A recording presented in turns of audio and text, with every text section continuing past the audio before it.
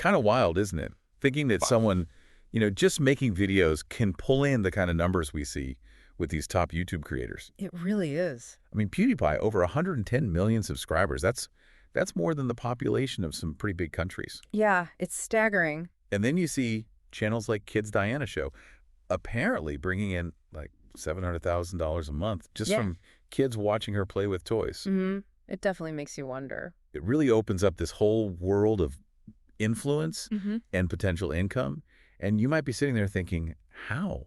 How does that even happen? Which is exactly what we're diving into today. Exactly. And for this deep dive, we're using the guide Master YouTube Influence as our main source here. Think of it as us kind of sifting through all that info to give you the core idea, the understanding of how someone actually becomes a YouTube influencer, and what it takes to make that influence count. It's about the whole journey, really. Yeah, from those first ideas to maybe, potentially, building a real online presence. And this guide, it really seems to lay out the whole thing, doesn't it? From figuring out what you even want to do on YouTube all the way to actually, making money from it. It covers the spectrum. So whether you've maybe just thought about starting a channel or you're just fascinated by how these creators get such huge audiences, or maybe you're in marketing, trying to figure out this whole influencer thing. This deep dive should give you some really valuable insights. We're going to try and keep it clear, straightforward. Definitely. No need to get lost in super technical jargon. Exactly. So our mission today is pretty simple, really. We want to pull out the most important bits from Master YouTube Influence. The key takeaways. Right. So you, listening, can get a clear grasp of the essential steps, the main things to consider if you want to become a YouTube influencer, and, importantly, use that influence effectively. Yeah, let's demystify it a bit. Show what really matters. Let's do it. Okay, so the guide kicks things off by looking at some of the heavy hitters on YouTube. It's almost easy to just dismiss those huge numbers, the subscribers, the earnings. Right, like they're just outliers. Yeah, anomalies. But the guide actually confirms, nope, these top creators are generating significant income. Lots of ways, apparently. But that makes you wonder, what's the secret sauce? What's the magic? That's the million-dollar question, isn't it? Well, maybe multi-million in some cases. Yeah, probably. If you look at someone like PewDiePie, 110 million plus subs, thousands of videos, mostly gaming. Yeah. It just highlights the power of, consistency. Just showing up again and again. Exactly. Consistent content in a specific area. Yeah. His longevity, especially in gaming, which changes so fast. Right. It really underlines that sustained engagement, constantly giving the audience what they came for. That can be more powerful for long-term success than just a few viral hits. Makes sense. And the money. The $3 million estimate for 2021. Yeah, the guide mentions that, though it suggests it might even be on the low side, but it shows the kind of financial potential you can build up over time. It's substantial. Okay, but then you've got this whole other world, the kids' entertainment side. Kids Diana Show, over 90 million subs. Reportedly, that $700K a month figure from unboxing toys and adventures. It almost seems too simple. Is it really that straightforward? Well, the incredible popularity of channels like Kids Diana Show and others that popped up fast, like Nastya, Vlad, and Nikki. Right, I've seen those. It just really highlights the huge demand for accessible entertainment, especially for younger kids. It kind of suggests that sometimes, relatability and simplicity, they can be incredibly powerful. So it's not always about, Hollywood production values. Not necessarily, no. Right. That doesn't always seem to be the main driver for viewership in those niches. Okay, so stepping back, looking at these top influencers, the big takeaway isn't just the huge subscriber counts. No. It's that they've tapped into something. Something that resonates with a massive audience in their specific niche. Yeah. But, and this is important, the guide makes it super clear. This doesn't just happen. Absolutely not. It takes a lot of dedication. You got to put in the work consistently. Yep, that's the recurring theme. And if we connect that to the bigger picture, the guide really emphasizes how the rise of these YouTubers has just fundamentally changed online marketing. How so?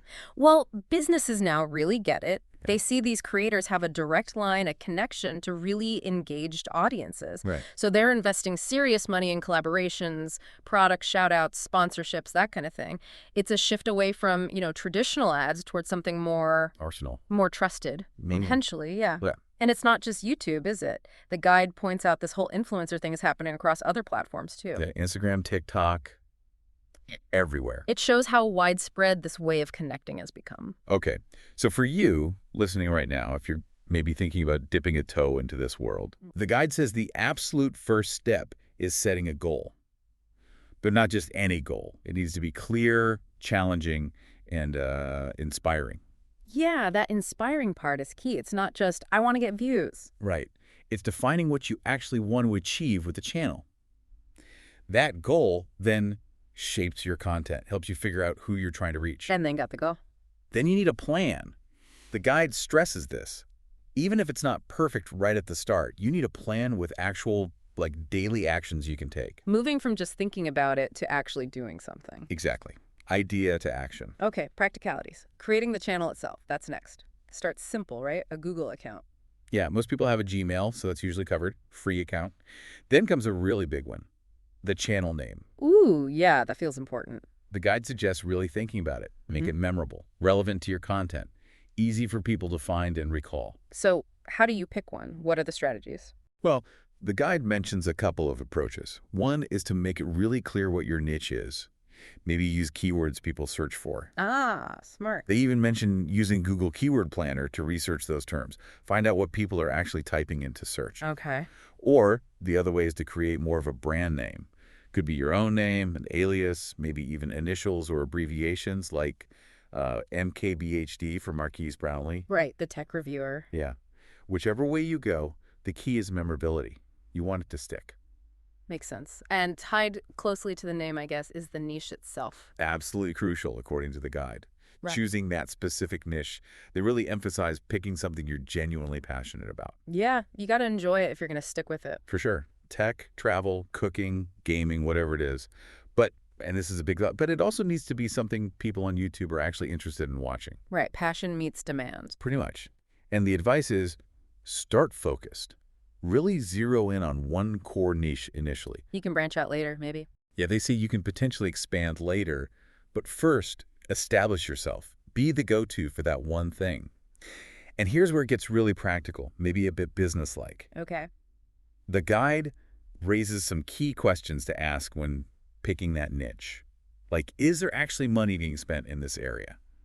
By advertisers or by people buying products? Ah, the monetization angle early on. Yeah. Are there opportunities down the road for sponsorships? Or that thing called affiliate marketing? That's really important to consider up front. It's not just about interest, it's about potential sustainability, viability. Exactly. And then the guide moves on to something that feels maybe a bit less tangible, but they say it's often overlooked. Defining your voice. Your unique voice as a creator. Okay, tell me more. It's not just what you talk about, but how you talk about it. How you present yourself, connect with people. Right. The guide stresses making videos that really grab viewers, makes them want to watch this video, but also hit subscribe for more. So how do you figure that out? Your voice. Well, they suggest creating a sort of profile, a mental picture of your ideal subscriber. Okay, like a target audience persona. Exactly. Think about their age, their interests, maybe what problems they have that your videos could help solve. That helps you tailor how you communicate. And what's the core advice on voice? Authenticity. Big time. The guide really hammers this home. Be yourself. Let your real personality shine through. Don't try to be someone you're not.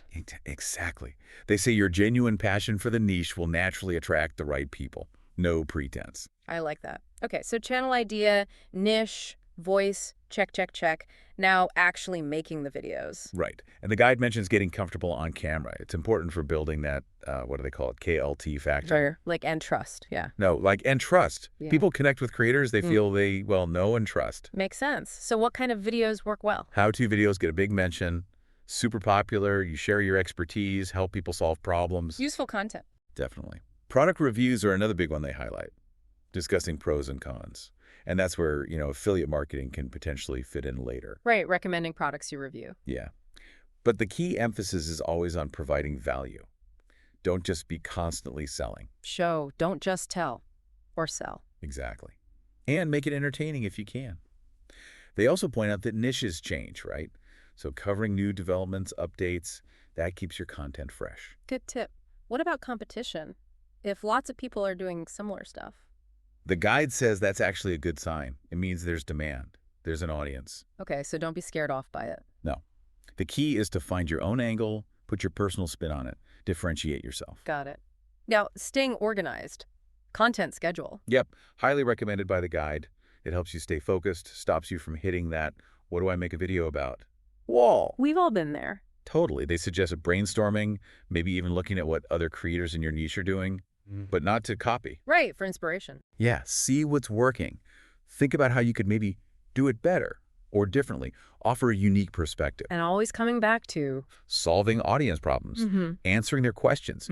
If you can tap into what people are searching for and give them genuinely helpful, engaging answers, you're on the right track. Okay, let's talk tech for a second. Making the videos themselves, equipment. The guide stresses quality. You don't need like a Hollywood movie setup right away. No, but they do say investing in some basic quality gear is important if you're serious. An HD camera, even a good smartphone camera works these days. Okay, what else? Audio is huge.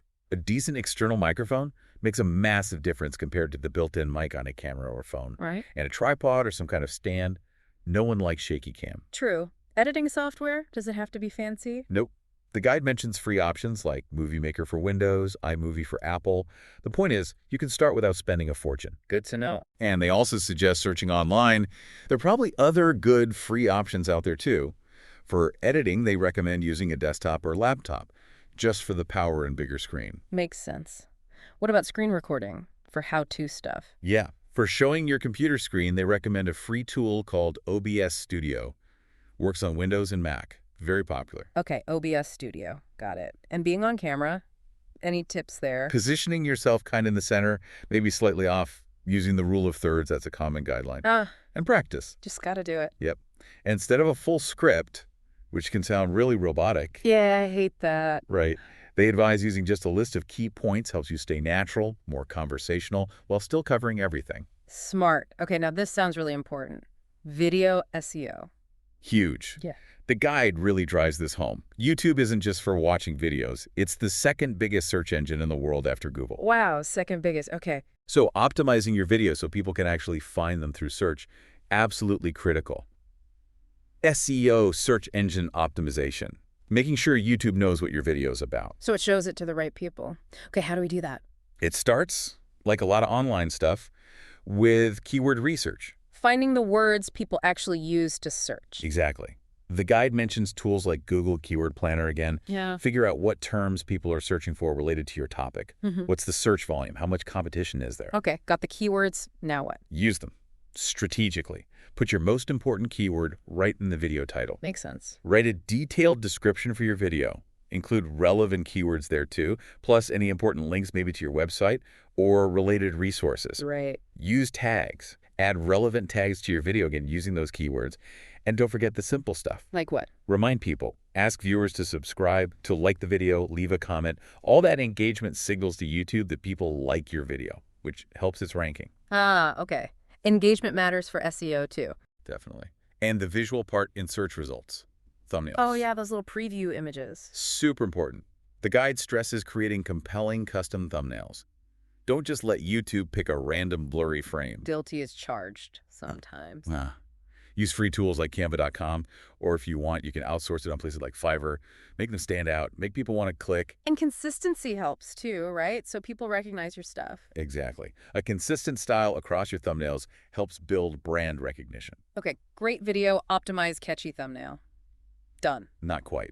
However do you post? Consistency again. The guide says it's key for growth. It's a good rhythm. Well, a common benchmark they mention is aiming for maybe 2 to 3 new videos per week. Wow, that's quite a bit. It is. They suggest working towards that frequency. The main thing is, once you set a schedule, say, every Tuesday, try hard to stick to it. Because subscribers start to expect it. Exactly. They anticipate your new content.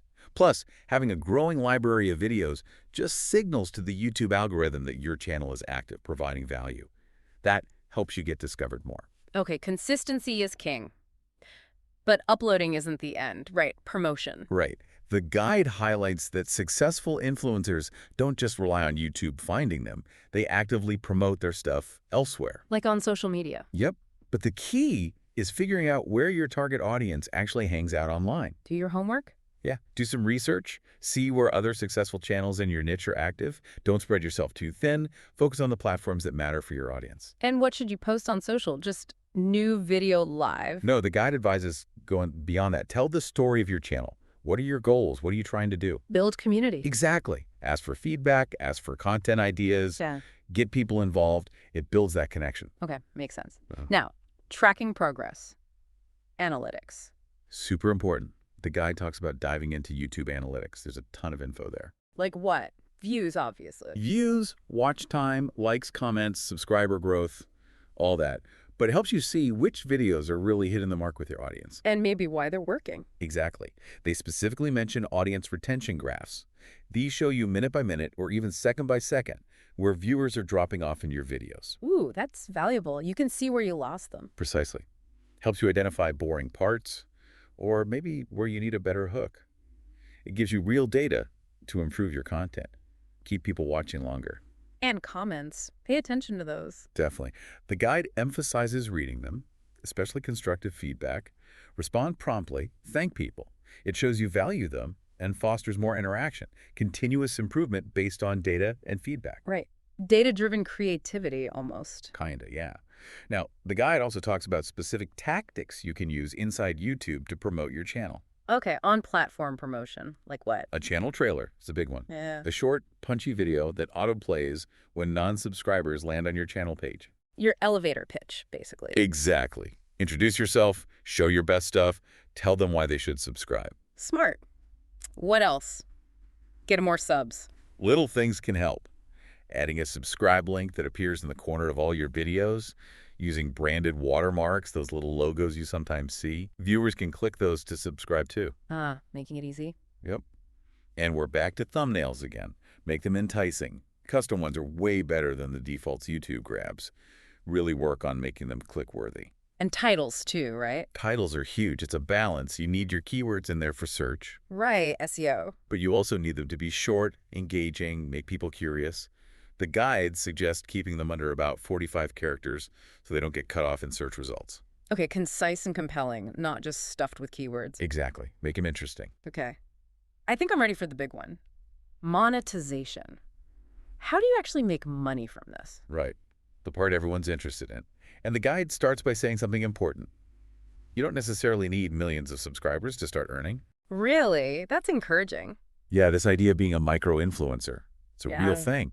The guide points out that lots of businesses are actually looking for channels with smaller but really loyal and engaged audiences. Quality over quantity, in a way. Exactly. That strong connection, the high interaction rate, comments, likes, consistent views that can be super valuable to brands wanting to reach a specific group. So how do you attract those brands, those sponsors? Be prepared.